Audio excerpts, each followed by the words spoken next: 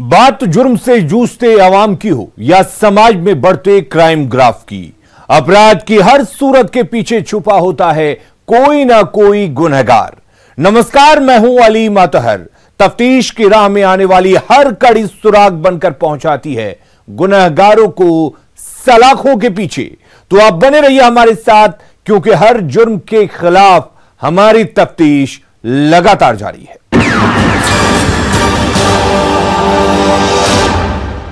9 दिसंबर को दरभंगा में अपराधियों ने दिन दहाड़े ज्वेलरी शॉप से जेवर और कैश समेत करीब 5 करोड़ की संपत्ति लूट ली। घटना को अंजाम देने के बाद बदमाश अंधाधुंध फायरिंग करते हुए मौके से फरार हो गए।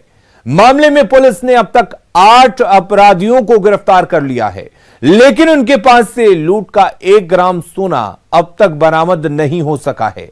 लूट की इस वारदात में हाजीपुर का मनीष सहनी भी शामिल था, जिसने हाजीपुर कोर्ट में बुधवार को सरेंडर कर दिया है। क्या है पूरा मामला, देखते हैं तफ्तीश में। दरभंगा में 14 किलो सोना लूट मामला। 9 दिसंबर को हुई थी लूट की वारदात। मामले में अब तक 8 आरोपी गिरफ्तार। मुख्य आरोपी मनीष ने किया सरेंडर।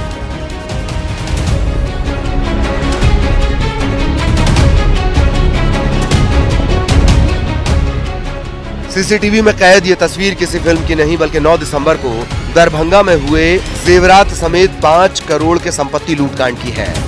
ज्वेलरी शॉप के अंदर हुई लूट की वारदात का नया सीसीटीवी फुटेज अब सामने आया है, जिसमें हथियार के बल पर बैग में सोना भरते लुटेरे दिखाई दे रहे हैं।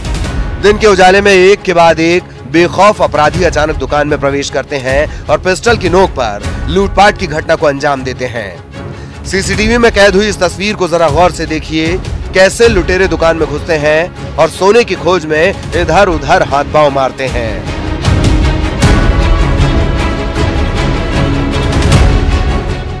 इतना ही नहीं, दुकानदार को डराने के लिए अपराधी अपनी पिस्टल को कॉक भी करते हैं। इस दौरान दूसरा अपराधी बैग लेकर दुकान में पहुंचता है और बैग में सोना भरने लगता है। इसी बीच जैकेट पहना एक ग्राहक भी दुकान में प्रवेश करता है, लेकिन तभी लुटेरे उसे धक्का देकर एक किनारे खड़ा कर देते हैं। फिल्मी स्टाइल में लूट की वारदात को अंजाम देने के बाद 2 बैग लेकर अपराधी भागने लगते हैं। लूट की वारदात को अंजाम देने के बाद अपराधी अंधाधुंध फायरिंग करते हुए मौके से फरार होने लगते हैं। दुकानदार द्वारा शोर मचाने के बाद आसपास के लोग उन लुटेरों का पीछा करने लगते हैं। शोर होने पर अपराधी जेवर से भरा एक बैग लेकर फरार हो जाते हैं, जबकि एक बैग वहीं छूट जाता है। इस मामले में पुलिस ने अब तक 8 आरोपियों को गिरफ्तार कर लिया है। गिरफ्तार 8 आरोपियों में से 7 दरभंगा के रहने वाले हैं। इनके पास से पुलिस ने एक देसी कट्टा, 2 जिंदा कारतूस, नशीली दवा और 2 बाइक बरामद की है। लूट की इस वारदात में हाजीपुर का मनीष साहनी भी शामिल है, जिसने हाजीपुर कोर्ट में बुधवार को सरेंडर कर दिया। मुख्य आरोपी मनीष साहनी के खिलाफ पुलिस के पास पुख्ता सबूत हैं। हालांकि मनीष सहनी अपने आप को निर्दोष बता रहा है और साजिश के तहत फंसाने का आरोप लगा रहा है। फिलहाल पुलिस लूटे गए 14 किलो सोने में से 1 ग्राम सोना भी बरामद नहीं कर पाई है। एसएसपी ने यह दावा जरूर किया कि सोना जल्द से जल्द बरामद कर लिया जाएगा। और मेरे ऊपर इल्जाम लगा है कि 7 को सोना लूट कर मनीष कुमार सहनी फरार है, लेकिन ऐसा कुछ है नहीं। इसमें मेरा भी तनको कोई इन्वॉल्व नहीं है, नहीं हम इस कांड में शामिल है, नहीं इस कांड के बारे में हम कुछ जानते थे। अगर इस कांड में अगर तनको भी हम दोषी पाया जाए तो हमको डायरेक्ट मौत की सजा दे दिया जाएगा, उस पर भी मंजूर है। अगर इस कांड में सर हम नहीं है तो हमको इस कांड से बचाइए और निकालिए। अभी तक 7 स्थानीय लोग और 6 हाजीपुर से, 3 मधुबनी से, इन लोगों की संलिप्तता सामने आई है। इसके अलावा भी हम लोग और कुछ संदिग्ध लोगों की जान पहचान उस पर इंफॉर्मेशन पे हम लोग काम कर रहे हैं। हो सकता है कुछ और लोगों के नाम भी सामने हैं। ये सर जो सामान भी कुछ बरामद हुआ है, जो लूट का सामान है वो क्या हुआ? लूट के सामान, जो सोना की लूट हुई है, उसको जो बाहर जिला से अपराधी आए थे हाजीपुर से, वारदात के बारे में जानकारी देते हुए एसएसपी ने बताया कि लूट की वारदात को अंजाम देने की साजिश सोने चांदी की दुकान चलाने वाले कन्हैया शाह ने रची थी। मधुबनी के अपराधी दिनेश यादव से संपर्क साधा। अपने कुछ लोगों के साथ मिलकर हाजीपुर के अपराधी मनीष सहनी से संपर्क किया और इस घटना को अंजाम दिया। आरोपी घटना को अंजाम देने के लिए एक दिन पहले ही दरभंगा पहुंच गए थे और पूरे इलाके की रैकी भी इन्होंने की थी। एसएसपी ने यह भी बताया कि इस लूटकांड में कुल 16 अपराधी शामिल थे। लूटे गए सोने की बरामदगी और अन्य लुटेरों की गिरफ्तारी के लिए पुलिस लगातार छापे की कार्रवाई कर रही है। पूछताछ में बात सामने आई है कि हाजीपुर जिला से 6 अपराधी और जयनगर मधुबनी से 3 अपराधी यहां पर आए थे। इन्होंने इस घटना को अंजाम दिया। इस घटना की प्लानिंग 4 महीने पहले से की जा रही थी। जो मुख्य लाइनर है, एक सुनार का काम करने वाला, उसी ने इस पूरे षड्यंत्र को रचा और जयनगर से एक अपराधी को यहाँ पर बुलाया और अपने मोहल्ले में किराए के कमरे पर रखवाया। लेकिन ये लोग इस घटना को अंजाम देने में सक्षम नहीं हुए। तब इन्होंने हाजीपुर के अपराधियों से संपर्क किया और वहाँ का जो गैंग है वो पहले से ही कई ऐसे मामलों को पहले अंजाम दे चुका है। झारखंड की धनबाद और रांची पुलिस को भी उनकी तलाश है। इसके अलावा स्थानीय थाना में भी उनके विरुद्ध कई मामले दर्ज हैं। उस गैंग को यहाँ पर बुलाया गया 1 महीने से और कई बार उन्होंने आके यहाँ पर रेकी की और पहले से निर्धारित योजना के अनुसार 8 तारीख को ये लोग रात में यहाँ आ गए थे और मदारपुर मोहल्ले में ही इन्होंने रात में कुछ टाइम तक शरण ली। सुबह में 6 बजे अर्ली मॉर्निंग निकलकर फिर से एक बार बाजार की रेकी की और फिर निर्धारित समय पर घटना को अंजाम दिया। दरभंगा में लूट की इस बड़ी वारदात से पूरे बिहार में खौफ का माहौल है। बिहार चैम्बर ऑफ कॉमर्स के अध्यक्ष पवन सुरेका ने लूट की इतनी बड़ी वारदात पर चिंता जताई, साथ ही पुलिस प्रशासन की कार्यशैली पर सवाल खड़े किए। बड़ा दुर्भाग्य है, इतनी बड़ी डकैती मैं चैम्बर ऑफ कॉमर्स से 51 वर्षों से जुड़ा हुआ हूँ, हमने आज तक नहीं देखी दरभंगा में। और बिहार में भी मैं नहीं सोचता हूँ कि इतने करोड़ों की डकैती हुई। सबसे आश्चर्य की बात यह है कि लोग इस तरह के जो क्राइम होते हैं वो दुकान जिस समय लोग व्यापार बंद करते हैं उस समय तो होते हैं, छोटे बड़े भी जो भी हो, लेकिन दुकान खोलते समय 10:30 बजे और इतना बड़ा क्राइम डकैती, इतनी बड़ी डकैती हो, ये प्रश्न चिन्ह है प्रशासन पर। 9 दिसंबर को बिहार के मुखिया सूबे में बढ़ रही आपराधिक घटनाओं पर अधिकारियों के साथ मैराथन बैठक कर रहे थे। उस वक्त दरभंगा में बेखौफ अपराधी दिन दहाड़े लूट की बड़ी वारदात को अंजाम दे रहे थे। दिन दहाड़े हुई इतनी बड़ी सोने की लूट की वारदात ने बिहार पुलिस की कार्यशैली की पोल खोलकर रख दी। फिलहाल पुलिस ने मामले में 8 आरोपियों को गिरफ्तार किया है, लेकिन इनके पास से 1 ग्राम सोना भी बरामद नहीं हुआ। हाजीपुर में मनीष सहनी के सरेंडर के बाद दरभंगा पुलिस जल्द ही सोने की बरामदगी का दावा कर रही है। लूटकांड का नया सीसीटीवी फुटेज भी सामने आया है, जिससे जांच पड़ताल में पुलिस को आसानी होगी। देखने वाली बात होगी कि पुलिस कब तक लूटे गए सोने को बरामद करती है और कब तक बाकी अपराधी पुलिस की गिरफ्त में आते हैं। न्यूज़ 18 के लिए दरभंगा से विपिन कुमार दास की रिपोर्ट।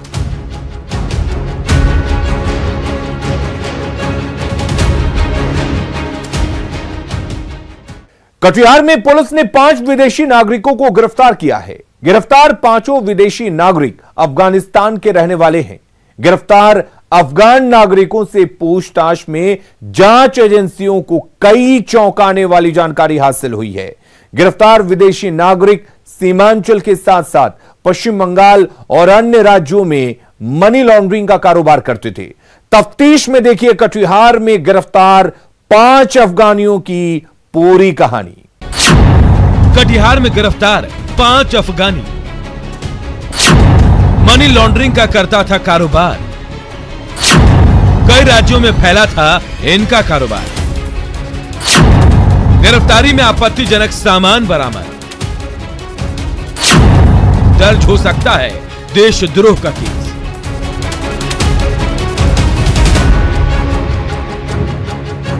बिहार के कटिहार से 5 अफगानी नागरिकों को गिरफ्तार किया गया है।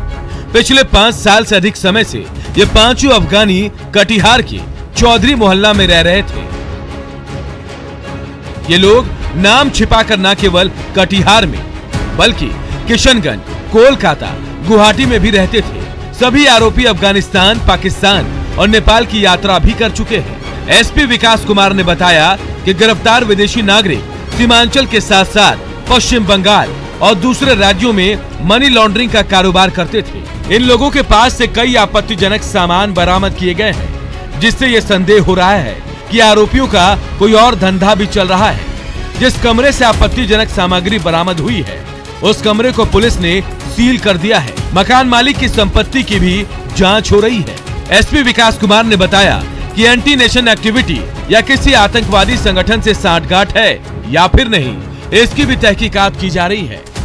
कई जांच एजेंसी इस मामले की जांच कर रही हैं। सीआईडी, आईबी और एटीएस की टीम ने 5 गिरफ्तार विदेशी नागरिकों से पूछताछ भी की है। ये 5 अफगानी नागरिक जिन्हें पूछताछ के लिए हिरासत में पूर्व में लिया गया था, उनके द्वारा जब पूछताछ की गई तो इन लोगों ने अपने आप को स्थानीय नागरिक कटिहार जिला का बताते हुए अपना डॉक्यूमेंट पुलिस के समक्ष प्रस्तुत किया। लेकिन बाद में इनके जब आवास की तलाशी ली गई तो उस क्रम में इनके पास से बड़ी संख्या में फर्जी डॉक्यूमेंट, जिसमें आधार, पैन कार्ड, एटीएम कार्ड, जाति आवास प्रमाण पत्र, जन्म प्रमाण पत्र आदि बरामद हुआ। एसपी विकास कुमार ने बताया कि विदेशी नागरिकों को विदेश अधिनियम के उल्लंघन के आरोप में न्यायिक हिरासत में भेज दिया गया है। इन लोगों को जल्द ही पुलिस रिमांड पर लेगी। गिरफ्तार विदेशी नागरिकों के पास से पुलिस ने 15 मोबाइल फोन जब्त किया है। जब्त मोबाइल का टावर लोकेशन और सीडीआर प्राप्त कर उसकी भी गंभीरता से जांच की जा रही है।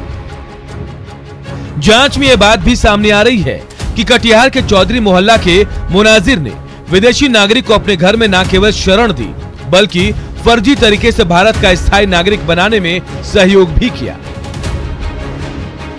इन लोगों ने कटिहार में मुनाजिर के घर को भाड़े पर लिया और अपने नाम या दूसरे के नाम पर जन्म प्रमाण पत्र, आधार कार्ड चौधरी मोहल्ले के पते पर ही बनवाया।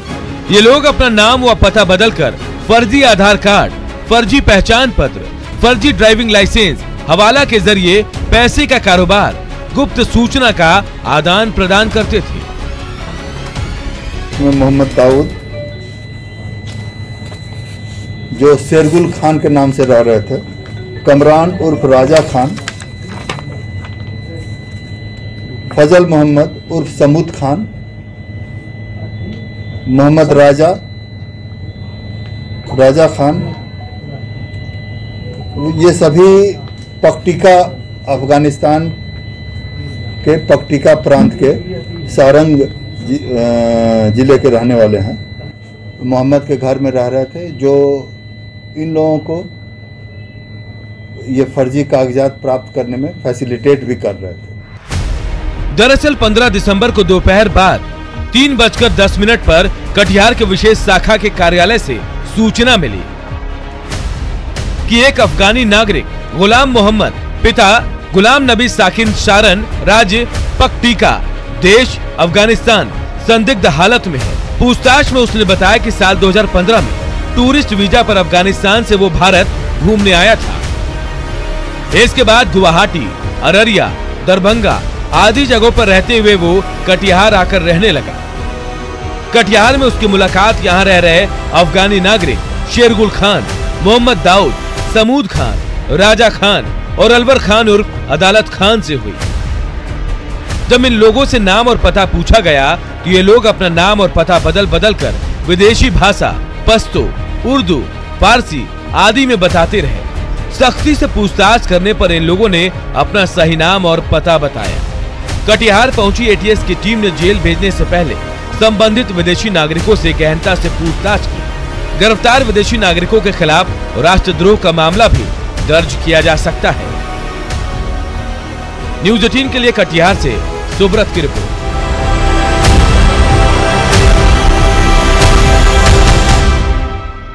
बिहार में अपराध चरम पर है। डकैती, लूट और हत्या की घटनाएं मानो आम हो गई हैं।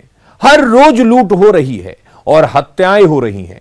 पूर्णिया और भागलपुर में अपराधियों ने बंदूक की गोलियों से भूनकर मुंशी और ड्राइवर की हत्या कर दी, तो नवादा में अपराधियों ने एक अधेड़ की गला रेत कर हत्या कर दी और उसकी नाबालिग बेटी का अपहरण कर लिया। तफ्तीश में देखिए पूर्णिया, भागलपुर और नवादा में हुई अपराध की पूरी रिपोर्ट। बिहार में हत्या से हलकान, पूर्णिया में मुंशी की गोली मारकर हत्या, भागलपुर में ड्राइवर को गोलियों से भूना, पूर्णिया में 2 दिन पहले भी हुई थी हत्या, नवादा में अधेड़ की गला रेत कर हत्या। लगातार हो रही हत्या ने खड़े किए सवाल, बिहार में कब लगेगा अपराध पर लगाम? बिहार में नई सरकार के गठन के बाद लगातार हो रही हत्या, लूट और डकैती की घटना से न केवल पुलिस प्रशासन पर सवाल उठ रहे हैं, बल्कि सरकार भी अपराध पर अंकुश लगाने के लिए लगातार बैठक कर रही है। सरकार की बैठकों से अपराधियों को कोई फर्क नहीं पड़ता दिख रहा है। अपराधी आए दिन हत्या और लूट की बड़ी बड़ी घटनाओं को अंजाम दे रहे हैं। पूर्णिया और भागलपुर में अपराधियों ने 2 लोगों की गोली मारकर हत्या कर दी, तो नवादा में एक अधेड़ की गला रेत कर हत्या की गई। उसकी नाबालिग बेटी का अपहरण भी कर लिया गया। पूर्णिया अररिया सीमा पर अपराधियों ने पुल निर्माण करा रहे ठेकेदार के मुंशी सज्जो यादव की गोली मारकर हत्या कर दी। घटना रानीगंज थाना के काला बलवा की। मृतक के परिजनों ने बताया कि सज्जो यादव ठेकेदार नवल किशोर यादव के कंस्ट्रक्शन कंपनी में काम करता था। काला बलवा साइट पर शाम 7:30 बजे कुछ अपराधी पहुंचे और सज्जो यादव की छाती में गोली मार दी और फिर फरार हो गए। सज्जो को इलाज के लिए पूर्णिया सदर अस्पताल लाने के दौरान रास्ते में उसकी मौत हो गई।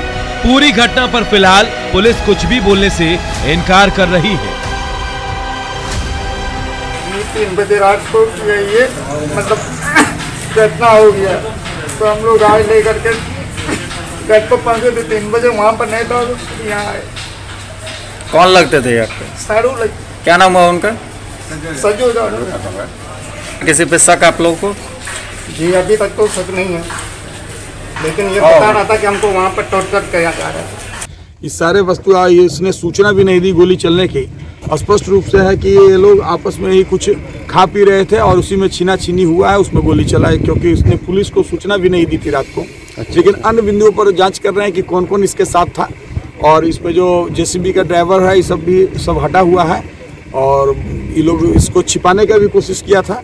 लगता है कि कहीं कहीं मोबिल उबिल गिरा के कहीं साक्ष्य को मिटाने का ये लोग की जानकारी में है कि कैसे चला है। कोई एप्रोप्रिएट हत्या नहीं कहा जाएगा, ये लोग आपस में ही खींचकाच में ही इसकी मृत्यु। आपसी बात में भागलपुर में अपराधियों ने सन्नी कुमार नामक युवक की गोली मारकर हत्या कर दी। घटना सबौर थाना क्षेत्र के महेशपुर बहियार की है। युवक सजौर थाना क्षेत्र के दासपुर गांव का रहने वाला था। सन्नी कुमार आरजेडी जिला अध्यक्ष चंद्रशेखर यादव की गाड़ी चलाता था। परिजनों का कहना है कि प्रभु यादव नाम के व्यक्ति से सन्नी का पैसे को लेकर विवाद चल रहा था। सन्नी बार बार प्रभु यादव से अपनी बकाया राशि मांग रहा था। प्रभु यादव बकाया राशि देने के लिए सन्नी को अपने साथ ले गया और रास्ते में उसकी हत्या कर दी। वहीं ग्रामीणों ने बताया कि हत्या के दिन देर शाम मृतक सन्नी कुमार को प्रभु यादव के साथ जाते देखा गया था। परिजनों ने प्रभु यादव पर हत्या का आरोप लगाया है। घटना के बाद सबौर पुलिस घटना के छानबीन में जुट गई है। पैसा का थोड़ा लेन देन था, बोला कि चलो ससुराल ले जाएंगे, वहीं पैसे दे देंगे तुमको। वही बोल रही कि 5 लाख रुपया वो लिया था दुर्गा पूजा के 4 दिन कबले प्रभु यादव सन्नी से। वही देने के लिए बोला कि यहाँ तो पैसा नहीं है, चलो ससुराल ले जाते हैं, वहीं पैसा देंगे। तो ससुराल वही महेशपुर बिहार ले गया, उसके बाद वही मर्डर कर दिया। वहीं नवादा में एक अधेड़ की गला रेत कर हत्या कर दी गई, जबकि मृतक की एक नाबालिग पुत्री का कोई अता पता नहीं है। घटना वारिसलीगंज नगर के वार्ड संख्या 6 पावर हाउस के निकट की है। आसपास के लोगों ने बताया कि शंकर सिंह हर रोज की तरह रात 8 बजे अपनी दुकान बंद कर घर चले गए थे। अपराधियों ने देर रात शंकर सिंह के घर में घुसकर उसकी गला रेत कर हत्या कर दी। मृतक की पत्नी सुगंधी देवी जो मानसिक रूप से विक्षिप्त है, उन्हें कमरे में ही बंद कर दिया। पड़ोसियों ने बताया कि शंकर सिंह का उसके सगे भाई सुरेंद्र सिंह से जमीन को लेकर विवाद चल रहा था। हो सकता है उसी विवाद में शंकर सिंह की हत्या हुई हो। उनकी नाबालिग बेटी का अपहरण भी कर लिया गया। फिलहाल पुलिस पूरे मामले की तफ्तीश कर रही है। इतना रात में हुआ सर, हम देख नहीं पाए, हम सोए हुए थे। न हल्ला गुल्ला हुआ। मृतक का क्या नाम? शिव शंकर सिंह। बहन को गायब कर दिया है। बिहार में लगातार हो रही आपराधिक घटनाओं ने सरकार से लेकर पुलिस प्रशासन की नींद उड़ा दी है। बिहार के मुखिया लगातार क्राइम पर कंट्रोल को लेकर पुलिस के आला अधिकारियों के साथ बैठकें कर रहे हैं, लेकिन फिलहाल इन बैठकों का अपराधियों पर कोई असर नहीं पड़ रहा। विपक्ष भी क्राइम के बढ़ते ग्राफ को लेकर सरकार पर सवाल खड़े कर रहा है। जनता भी बिहार में बढ़ते आपराधिक घटनाओं से परेशान है। उम्मीद तो यही की जानी चाहिए कि सूबे में अपराध पर जल्द से जल्द लगाम लगे। न्यूज़ 18 के लिए पूर्णिया से प्रवीण, भागलपुर से आशीष और नवादा से अनिल की रिपोर्ट।